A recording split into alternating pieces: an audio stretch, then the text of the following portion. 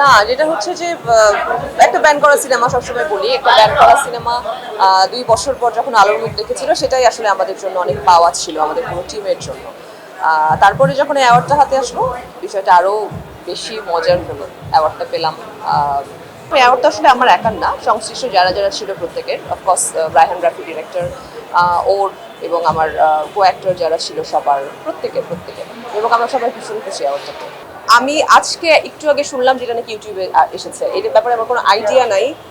যে এটা লাইফ টেকের কাজ ছিল, লাইফ টেকের ব্যানারে কাজটা করেছিলাম আমি এখন শুনে আমি নিজেও অবাক হচ্ছি যে এটা নাকি ইউটিউবে এসেছে, মানুষ নাকি দেখছে। তো এই ব্যাপারে আমার কিছু বলার নেই, আমি কিছু জানিও না এই ব্যাপারে। I am so sorry. এটা তো আমার সকল কষ্টই তো বৃথা হলো।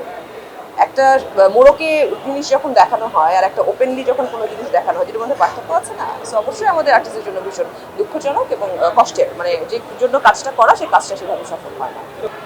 রংবাজের ভালো সিনেমা। এটা এই গল্প অনেক পুরনো, 400 বছর আগে পুরনো একটা গল্প নিয়ে রংবাজের করা হয়েছে। যৌনপল্লী এবং যৌনপূর্ণীকে নিয়ে কাজ। সো দর্শক দেখুক, আগে থেকে বলে ফেললে তো দেখো মজা চলে যাবে। সো দর্শক দেখুক, আশা করি ভালো লাগবে।